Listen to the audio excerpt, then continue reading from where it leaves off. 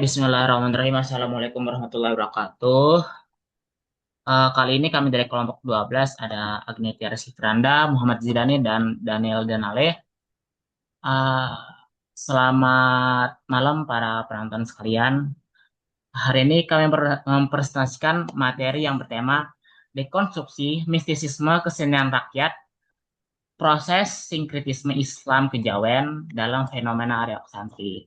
Nah, tentunya dekonstruksi mistisisme adalah membongkar atau mengurai pandangan-pandangan lama mengurai pandangan-pandangan lama mengenai reok itu sendiri gitu. Habis itu proses sinkretisme, proses perpaduan antara Islam dan kejawen atau budaya Jawa gitu dalam fenomena reok santri, reok yang berkembang di kalangan pesantren gitu, khususnya di Ponorogo dan Jawa Timur. Nah, oke. Nah, awal mulanya dahulu kala di Ponorogo itu disebut wilayah atau Wengkar, Wewengkon Keangker, daerah yang sangat menyeramkan karena lokasinya yang terpencil dan dikelilingi oleh pegunungan Gunung Wilis, Gunung Laut, dan Pegunungan Seribu. Daerah ini dulunya menjadi tempat berkumpulnya orang-orang yang mendalami ajaran mistis dan kanuragan. Kanuragan itu ilmu bela diri supranatural. Di era ini, masyarakat sangat percaya pada kekuatan roh-roh halus dan benda-benda gaib.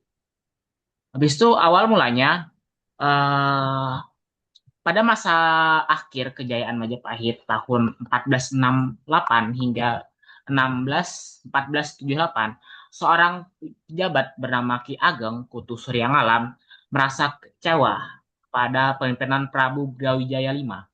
Ia merasa sang raja terlalu lemah dan kebijakannya lebih banyak dikendalikan oleh permaisuri sebagai bentuk permaisurinya, yaitu Putri Tama. Sebagai bentuk protes, Ki Ageng Kutu menciptakan seni barongan. Dia pergi ke wilayah Wengkar, wilayah yang angker itu, dan mendirikan seni barongan. Tujuan dari seni barongan ini untuk menjadi sindiran politik terhadap kepemimpinan Prabu Brawijaya V.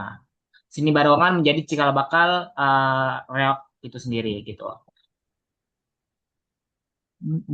Nah, nama dari Ponorogo sendiri berasal dari pada saat itu peta sejarah berubah total ketika Batra Katong itu putra Brawijaya V yang sudah masuk Islam datang untuk menundukkan perlawanan Ki Ageng Kutu Suryangalam atas perintah Kesultanan Demak gitu yang dipimpin oleh Raden Patah gitu. Setelah menang pada tahun 1496, Batara Katong mendirikan wilayah baru yang dinamakan Ponorogo. Nama ini diambil dari Pramanagara, Pono yang berarti cerdas, mengerti dan bijaksana, Rogo yang berarti badan atau tubuh. Tuh, next. Nah, nah, tunjukkan tujuan reok santri pada saat itu tuh sebagai senjata atau sindiran politik terhadap Brawijaya V gitu. Nah, pada tahap awal sejarahnya, reok yang saat ini disebut seni barongan bukan hanya sekedar tarian, melainkan sebuah protes politik yang dikemas dalam bentuk seni agar tidak terkena hukuman langsung dari raja. Nah, nah, reok sendiri itu ada beberapa bagian, bisa kayak ada kepala harimau yang menjadi representasi dari perahu Brawijaya V. Kemudian ada burung merak di atas harimau ini itu disebut melambangkan sang permaisuri yang mengendalikan Prabu Brawijaya V. Dan untuk pengiring dari reok itu ada jantilan dan bujaganong. Bujaganong itu sebuah prajurit yang bingung, karakter pendukung dalam reok itu. Saya.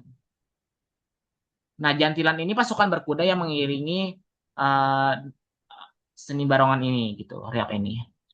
Yang awalnya yang diperankan oleh laki-laki yang berdandan seperti perempuan.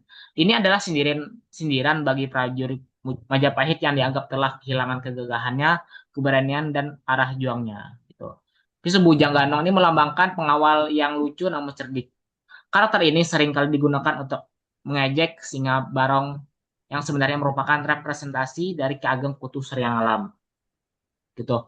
Nah, awal mula dari reok ini nih sebagai fungsi magis kurtulannya sebagai pertunjukannya ini sangat kental dengan animisme dan dinamisme, kepercayaan pada roh halus dan kekuatan benda gaib. Pemain seringkali mengalami fenomena kerasukan dan dianggap sebagai bukti bahwa mereka memiliki kekuatan super natural dan ilmu kebal. Yang kedua sebagai praktik heroisme, latihan perang. Gamelan reok yang saat ini disebut gumbung, awalnya digunakan untuk mengiringi latihan perang prajurit di wilayah Wengker. Tujuannya untuk membakar semangat juang rakyat dan menjadi sarana komunikasi Ki Ageng Kutu Suryang Alam untuk menggalang kekuatan melawan ketidakadilan di pemerintahan pusat.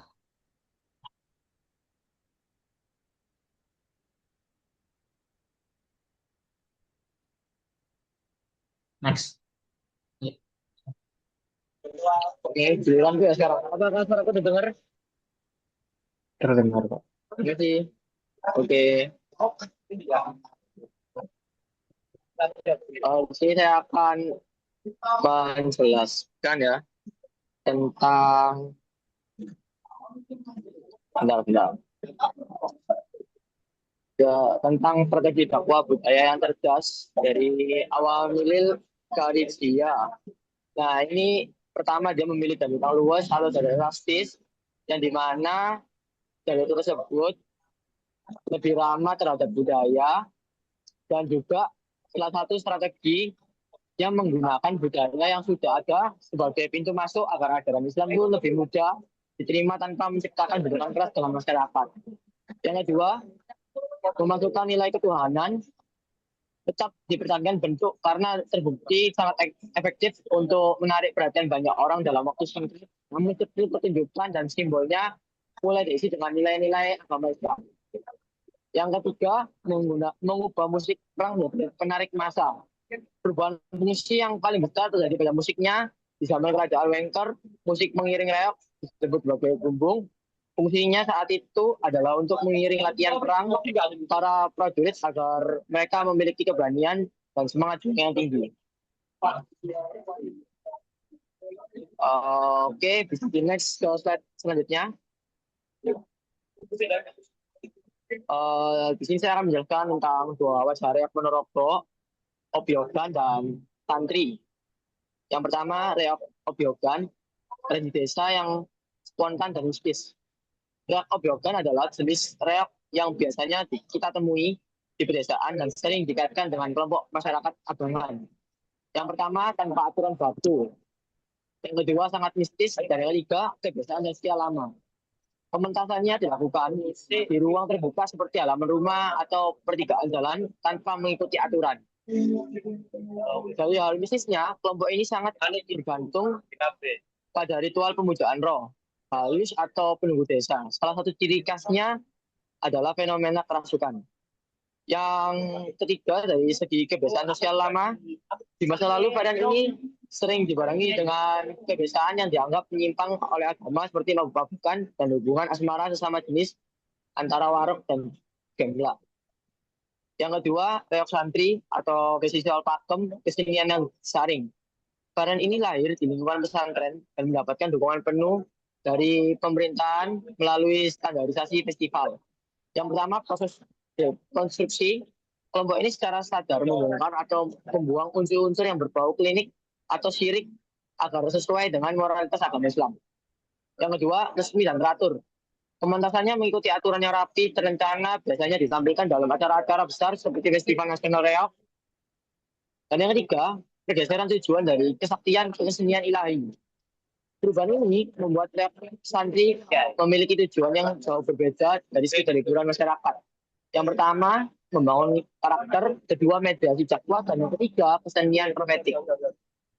Bisa next slide berikutnya. Pada bagian ini, kita bisa melihat bagaimana kesenian reok Ponorogo mengalami proses reinterpretasi makna setelah masuknya proses pengaruh Islam. Simbol-simbol yang sebelumnya berkaitan dengan unsur mistis dan kepercayaan lokal tidak dihilangkan. tetapi diberi pemaknaan baru yang lebih sesuai dengan ajaran Islam. Salah satu contohnya adalah istilah reog yang dikaitkan dengan kata Arab riokun yang berarti akhir kehidupan yang baik atau husnul khotimah. Toko Warok juga mengalami perubahan makna dari sosok yang dianggap memiliki kesaktian menjadi figur yang menekankan pengendalian diri dan menjauhi dosa. Selain itu, bila nada gamelan slendro yang berjumlah 17 sering dihubungkan dengan jumlah rakaat sholat wajib dalam sehari. Ornamen pada dada merak juga ditasbihkan sebagai simbol tasbih yang meningkatkan manusia untuk selalu berzikir kepada Allah. Proses ini menunjukkan adanya penyesuaian budaya tanpa menghilangkan identitas asli Reok Ponorogo.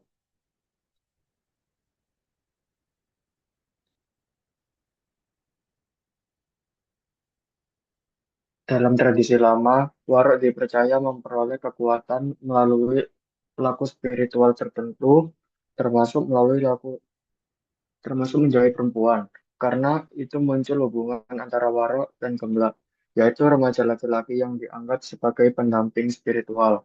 Namun setelah pengaruh Islam semakin kuat, praktik tersebut mulai dipandang bertentangan dengan syariat dan norma moral Islam. Akibatnya, hubungan waro dan gemblak secara bertahap dihapuskan. Perubahan juga terlihat pada pertunjukan reok. Posisi gemblak kemudian digantikan oleh penari perempuan yang tampil lebih sesuai dengan nilai sosial agama yang berkembang. Selain itu, muncul tokoh jati lanang, yaitu penari laki-laki yang tetap mempertahankan unsur keprajuritan dan heroisme tanpa melibatkan unsur sensualitas. Transformasi ini menunjukkan bagaimana kesenian reok menyesuaikan diri dengan perubahan nilai masyarakat. Oke, kesimpulan, reok Ponorogo merupakan contoh nyata pertemuan antara budaya lokal Jawa dan ajaran Islam. Proses Islamisasi yang terjadi tidak menghapus kesenian tradisional ini, tetapi mengubah dan menyesuaikan berbagai simbol serta praktik yang dianggap tidak sesuai dengan ajaran Islam. Hal tersebut menunjukkan fleksibilitas budaya Jawa dalam menerima pengaruh baru tanpa kehilangan identitas lokalnya. Islamisasi juga dapat dipahami sebagai proses negosiasi budaya, yaitu upaya menjaga tradisi agar tetap hidup dan diterima oleh masyarakat yang terus berkembang. Dari proses tersebut lahirlah identitas baru yang memadukan unsur budaya dan nilai keagamaan. Karena itu, Rock Ponorogo tidak hanya menjadi warisan seni pertunjukan, tetapi juga menjadi simbol harmonisasi antara tradisi lokal Islam dalam kehidupan masyarakat Indonesia. Sekian presentasi dari kami. Oke, sekian presentasi pada kali ini. Kami ucapkan mohon maaf dan terima kasih. Wassalamualaikum warahmatullahi wabarakatuh.